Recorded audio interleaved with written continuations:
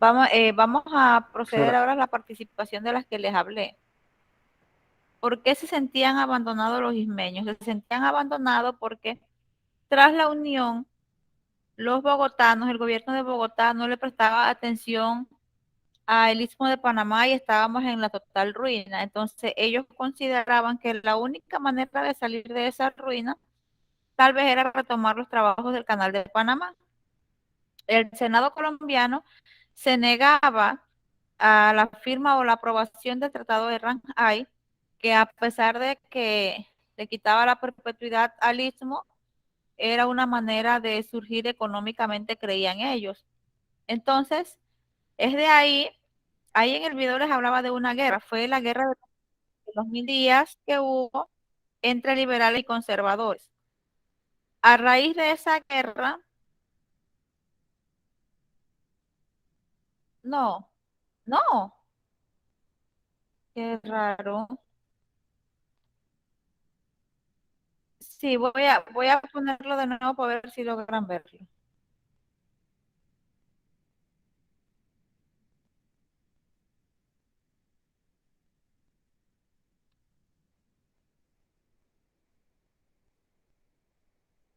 ¿Usted me escucha a mí? A Digo sí que veces se se usted le me escucha escucha. escucha. entrecortado. Hola, hola. Se escucha.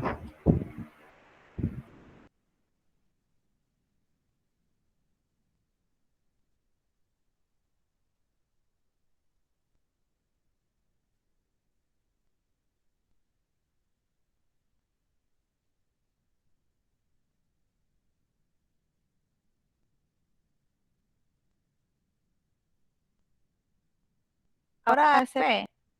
No se ve, profesora.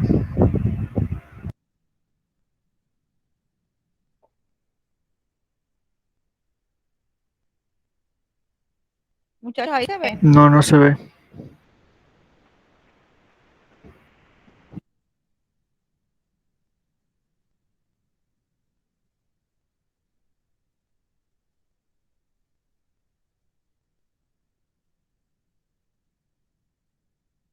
Vamos a ver si este se logra ver.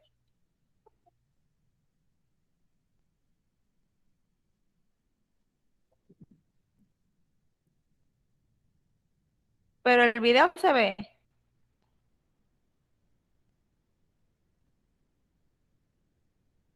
Se ve No el se ve, video. profesora. Solo se escucha. No, tampoco se escucha. Yo lo que quiero saber es si ven el video. No se ve el video.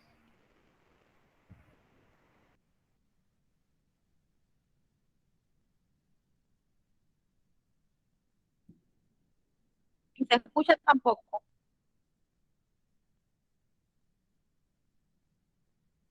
No, no se escucha.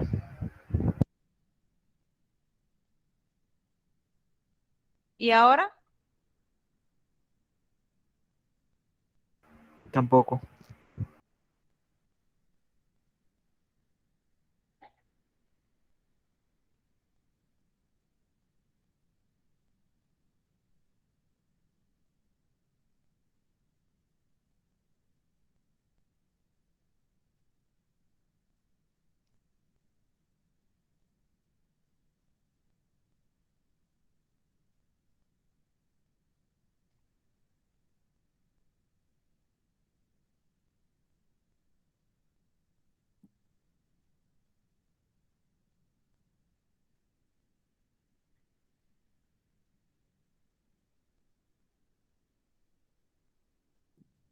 No, espera, se estoy reproduciendo otro, a ver si lo logran ver.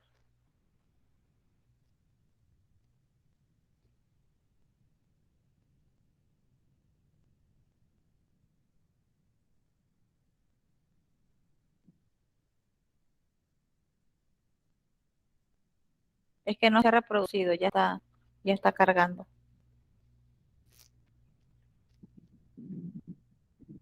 No, acá es que está cargando, no, no me aparece a mí tampoco.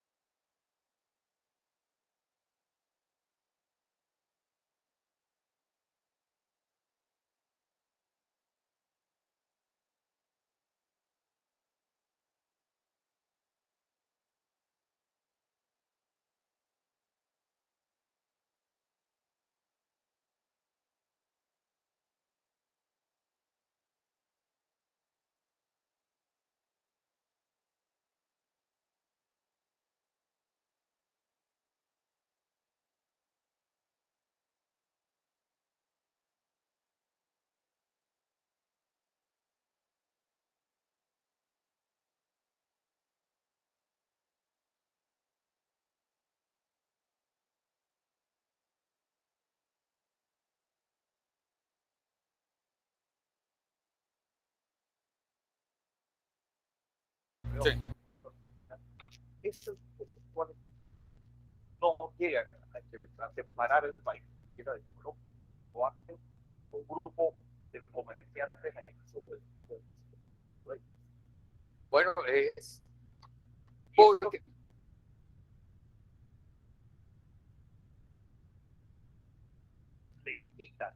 bueno, es que en el siglo XIX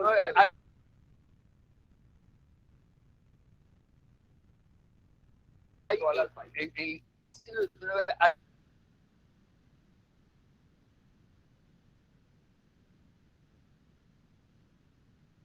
intentos de separación.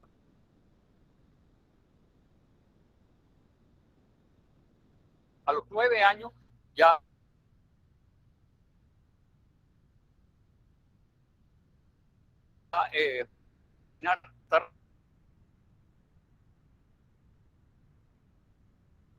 trata de romper con el centralismo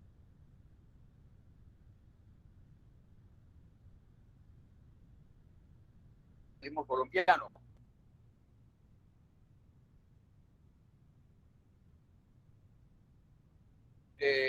Buenaventura Correos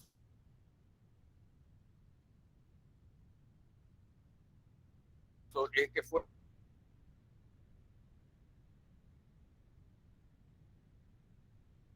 el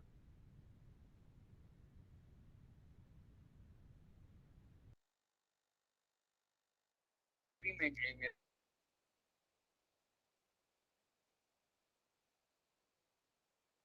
en los sucesos del 15 de abril de 1850.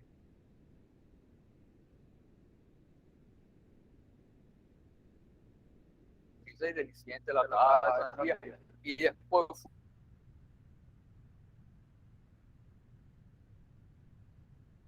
fue presidente del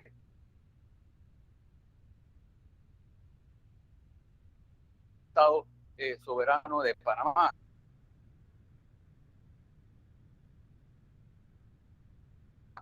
Esa intelectualidad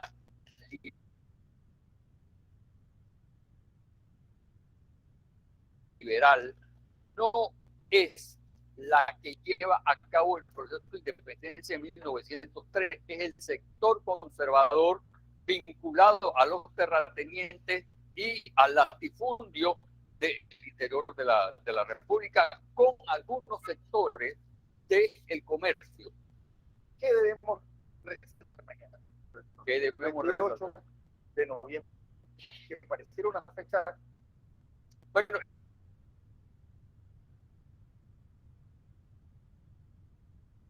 Eso como una liazón entre las fiestas patrias y Navidad. Bueno, es que el 28 de noviembre tiene una relación de una distancia, porque en el siglo XIX, el 28 de noviembre se celebraba comúnmente, habían disparos de ametralladora, habían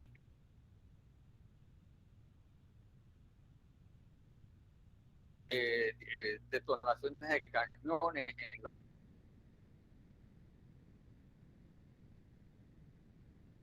en la bóveda. Y el 28 de noviembre, si uno ve las gacetas oficiales del siglo XIX, encontrarán los informes, incluso los discursos que se daban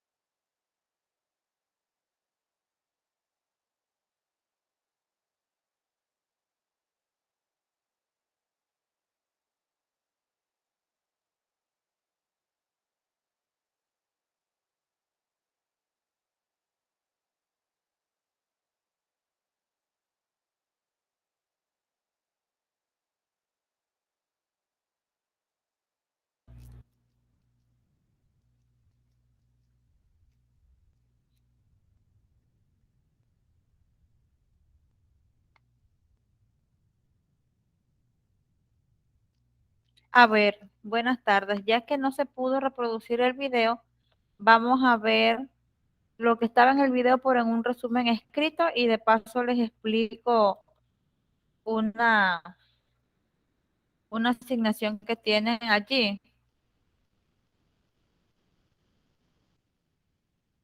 ¿Me escuchan? Sí se escucha. Bueno, vamos, lo que está en el video yo lo tengo acá en...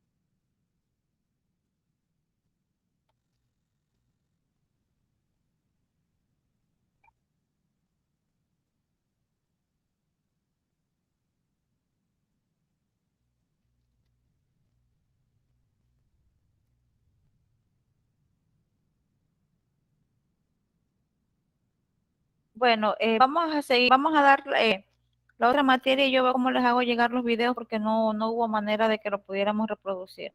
O sea, sí se me reproducía a mí, pero a ustedes no.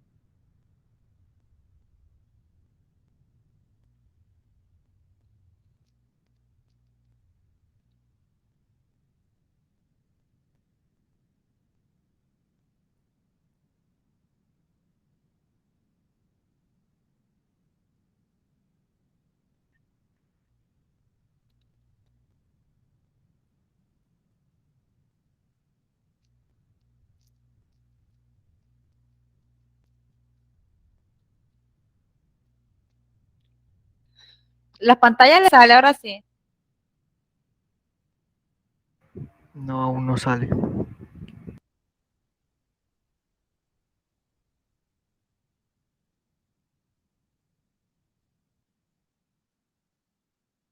No.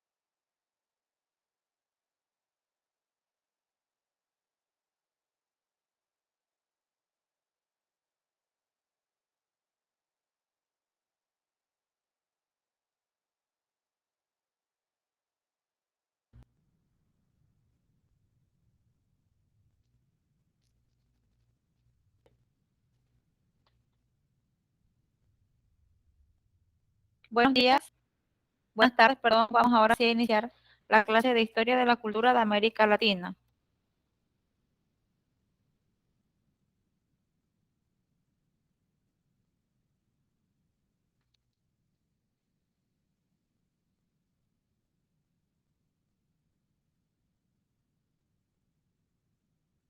Ahora sí les sale la pantalla. Chicos, Está apareciendo. A ver si sale. ajá. Está Steven y Vanessa, ¿verdad?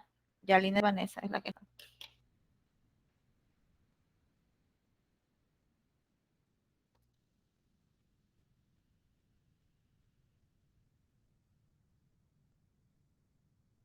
Bien, hoy vamos a ver en Historia de la Cultura de América Latina, ya vimos los mayas y vamos a ver hoy a los toltecas, que fueron los que cuando empezaron a desaparecer los mayas, surge esta nueva civilización. En Tenochtitlán este se fundó en una isla en el lago de Texcoco. Se cree que en 1325, cuando los antepasados de los mexicas vieron un águila posada sobre un nopal, siendo este el origen del escudo nacional de México.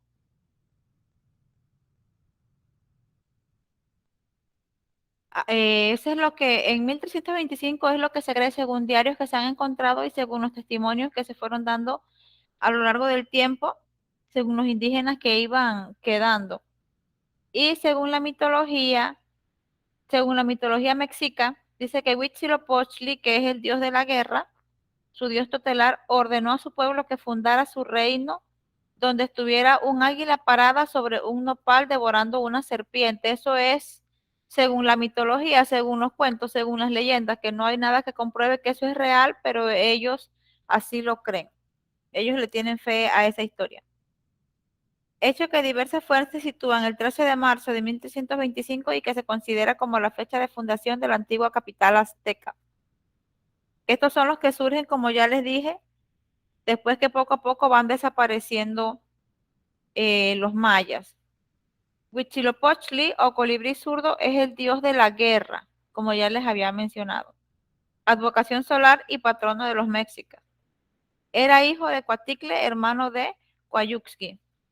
La luna y las estrellas, esto es según la leyenda, ¿no? Todos esos dioses de inspiración mexica. Según las evidencias arqueológicas que se han tenido hasta ahora, la mayor parte de las fuentes históricas señalan que la fundación de México Tenochtitlán ocurrió en el año 1325, como ya les había estado diciendo. Esta fecha corresponde a la que declararon los propios indígenas en los años siguientes a la caída de Tenochtitlán. Los estudiosos arqueoastronómicos indican que en ese año también ocurrió un eclipse lunar, suceso astronómico que pudo ser tomado por los mexicas como un marcador mítico que pudiera legitimar la supuesta relación entre los toltecas y los tenochcas. Aquí tenemos la imagen de lo que es la pirámide B de Tula, que es una pirámide muy sagrada en esta área. Tienen muchas historias y muchas leyendas. El elemento arquitectónico más importante es la pirámide B, como les estaba explicando. Esta es la imagen, donde se encuentran los atlantes de Tula, con medidas de 460 metros de altura y que una vez fueron el apoyo del techo de un templo. Internamente poseía 3 diferentes tipos de vivienda, o sea, dentro de esa pirámide tenían 3 tipos de vivienda. O sea, la pirámide era como para proteger esas viviendas. Residencias, unidades residenciales y las casas palaciegas. Como pueden ver, adentro de eso existen todas estas construcciones, o sea que es enorme. De acuerdo con la investigación, estos atlantes estaban decorados con plumas y mosaico de joyas. Trazos de tinta indican que probablemente estaban pintadas para representar al guerrero tolteca Chichimeca, Mixcotal o padre de Quetzalcóatl, o la estrella de la mañana, Dios Tauchipenchu. Me cuesta un poco pronunciar esos nombres. Taichipenchu. Bien, existe otro mito, como les estaba explicando hace un rato, sobre la fundación de México, que fue poblado por un grupo de tribus nahuas. Los nahuas eran un grupo de pueblos nativos de Mesoamérica, al que pertenecen los mexicas y otros pueblos antiguos de migrantes desde Aztlán, lugar cuya ubicación precisa se desconoce. Tras merodear por las inmediaciones del lago Texcoco, los futuros mexicas se asentaron en diversos puntos de la cuenca de México. Se estaban sujetos a Atepel o Azcapotzalco.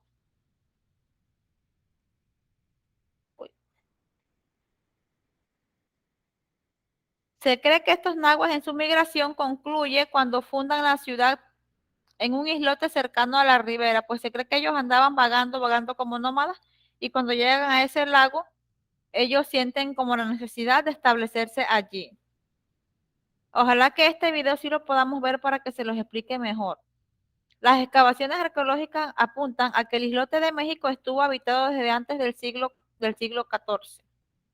XIX, perdón, y que la fundación de Tenochtitlán pudo ser posterior a la de México. Tenochtitlán se convirtió en un estado independiente tras el establecimiento de una alianza con Texcoco y Tlalcopán, que derrotó a Azcapotzalco.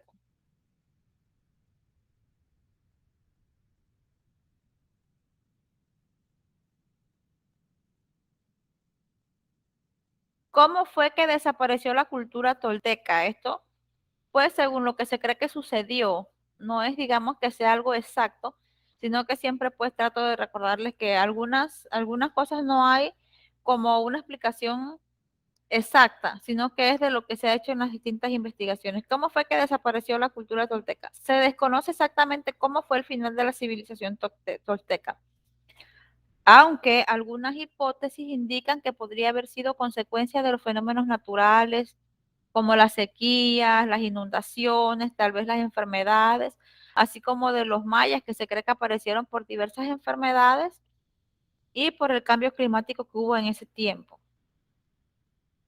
Sumado a las disputas internas de poder, habría evidencia entre las legendarias historias acerca de una batalla entre ellos.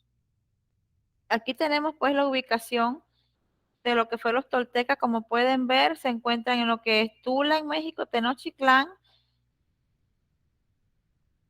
Aquí ven donde está lo verde.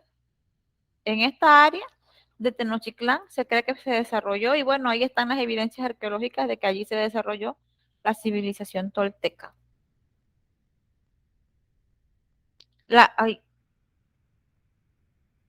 La decadencia de la cultura tolteca se cree que comienza en 1168, debido a los conflictos políticos e invasiones de pueblos nómadas. Como les dije hace un rato, que se cree que fueron pueblos nómadas que venían de otras partes del mundo y se enfrentaban entre ellos, a los que de forma general se les da el nombre de chichimecas, aunado a cambios climáticos que como consecuencia trajeron sequías prolongadas y carencia de alimentos. Sí, eso es lo que se cree, pues, que provocó la decaída de esta importante civilización. Se cree que debido a problemas ambientales, y quizás sumado a eso, porque digamos, si estaban en guerra, peleaban, perdían personas, destruían lo poco que tenía, y sumado a eso, la falta de alimentos y los desastres naturales. Eso pudo ser así. Y aquí, ojalá que sí podamos ver este video. Vamos a ver un video de repaso sobre la historia de Latinoamérica, a ver si logramos verlo.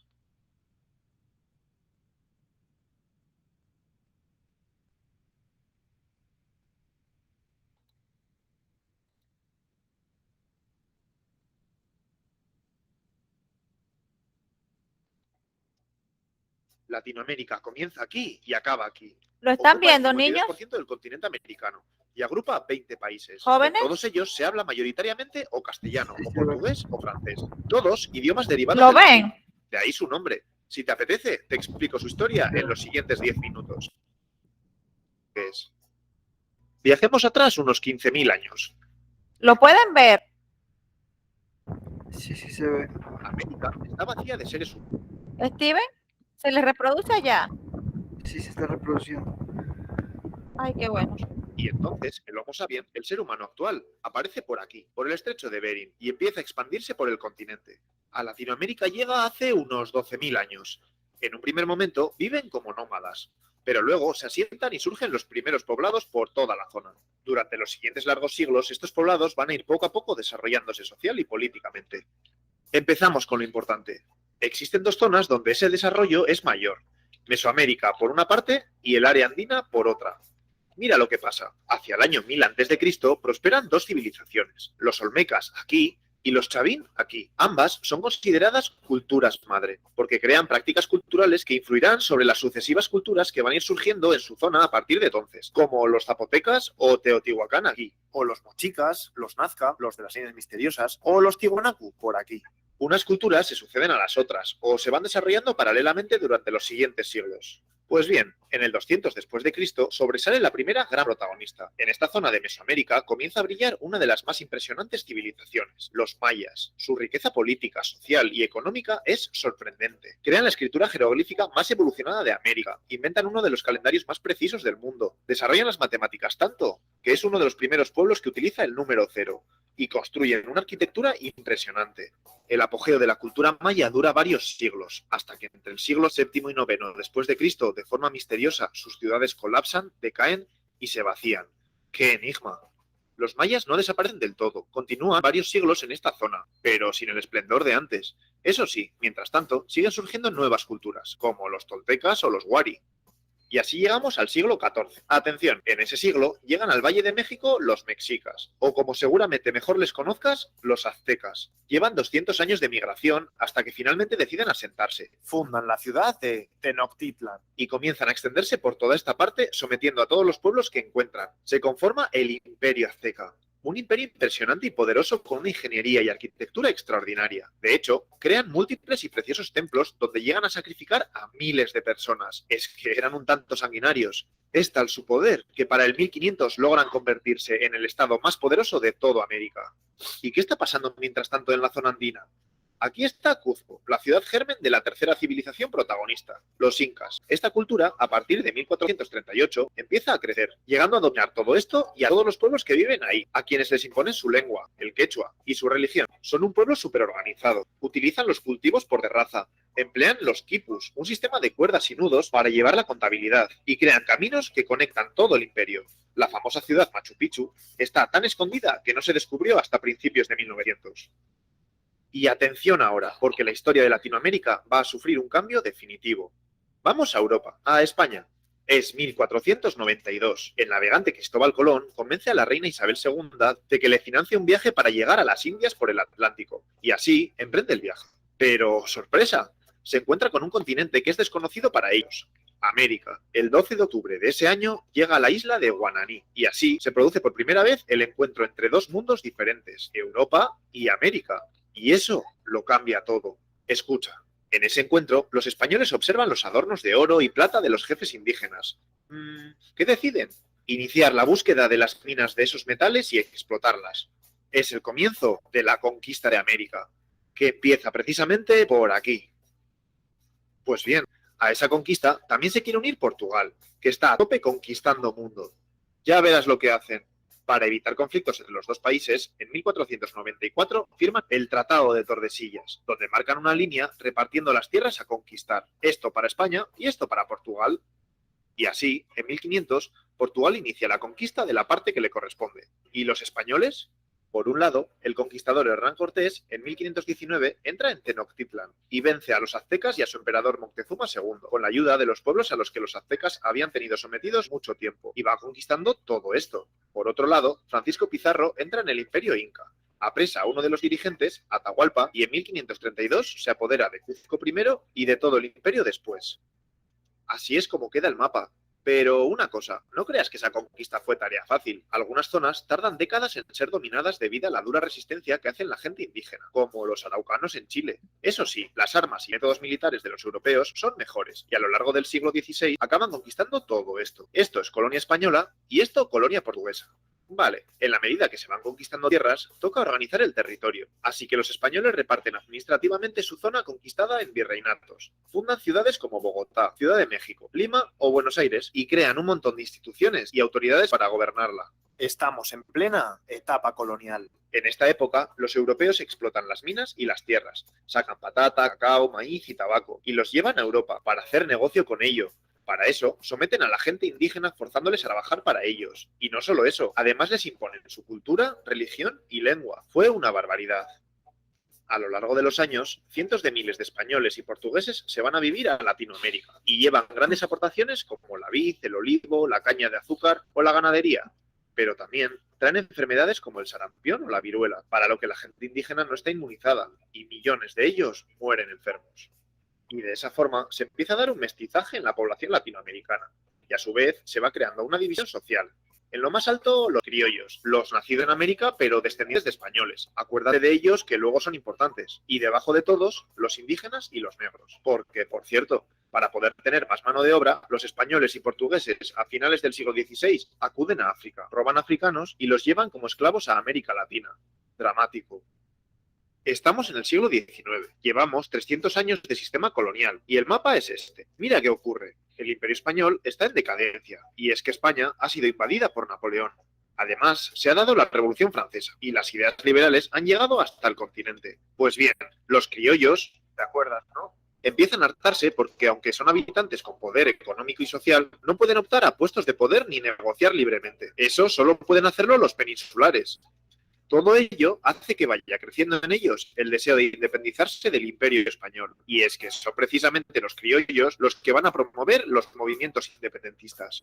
Fíjate, a partir de 1815 se van a dar dos focos importantes. Aquí, de la mano del general criollo Simón Bolívar, y aquí, de la mano del general José de San Martín. Pero no son los únicos. Estos criollos se levantan en varias batallas contra las tropas realistas, en favor de la independencia. Y la van consiguiendo progresivamente. La batalla definitiva se da en Ayacucho, donde ambos líderes luchan conjuntamente contra el último virreinato y la ganan. Para 1826, casi toda Latinoamérica se independiza de España, a excepción de Cuba y Puerto Rico, que lo harán 70 años más tarde. En la medida que se independizan, se van reorganizando en países independientes. Surgen los países latinoamericanos del mapa actual. ¿Y Brasil?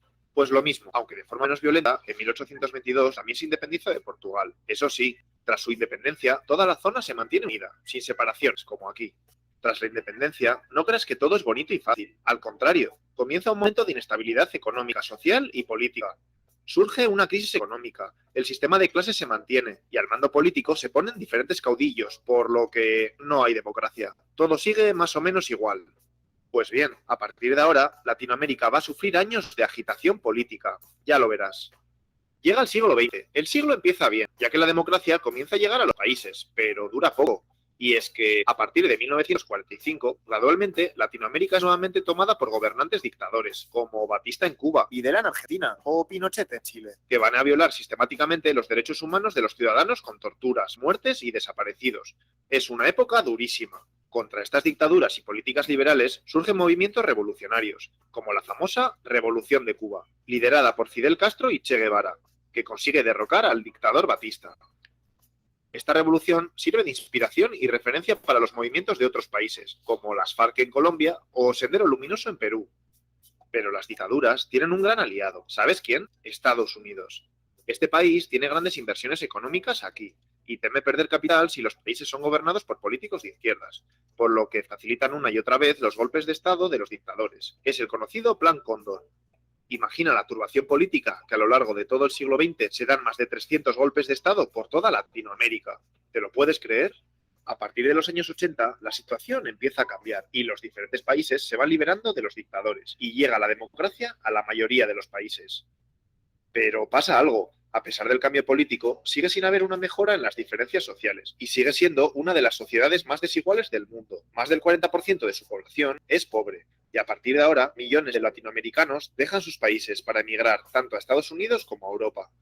Y entramos en el nuevo siglo, siglo XXI. La política latinoamericana vuelve a cambiar y gira hacia la izquierda política. En varios países llegan al poder partidos antineoliberales que intentan afrontar esa desigualdad, como Lula da Silva en Brasil, Cristina Fernández en Argentina, Evo Morales en Bolivia o Hugo Chávez en Venezuela. Este periodo, conocido como socialismo del siglo XXI, dura unas 2 décadas. A partir de 2015, los gobiernos de izquierdas caen. el péndulo político se mueve al otro extremo. Los países vuelven a ser gobernados nuevamente por partidos conservadores en una época marcada por la crisis de Venezuela, la creación de un muro por parte de Estados Unidos para impedir la entrada de latinoamericanos y las tensiones y protestas sociales en varios países por la política neoliberal y la desigualdad social que no llega a mejorar. Hemos llegado a la actualidad. Bien, muchas gracias. Espero que les haya gustado el video. Entonces, los videos que no pudimos ver ahorita en Historia de Panamá, yo ahorita como a las 5 de la tarde voy a volver a grabar la clase y voy a subirlo para que lo puedan ver. ¿Oyeron? Está bien, profesora. Ujú. Bueno, la plataforma de Historia de América Latina no la podemos revisar hoy porque ya tengo otra clase. Así que pues entonces la revisamos en la próxima clase y estén pendientes. En la próxima clase, o sea, ya yo subí para que revisen, hay un ejercicio que dice que es para el 28, para el 20 de noviembre. Es sobre que tienen que adornar un rincón de su casa alusivo a las fiestas patrias, estudiar el resumen que yo les puse en la plataforma y grabar un video. Así que bueno, quedamos así.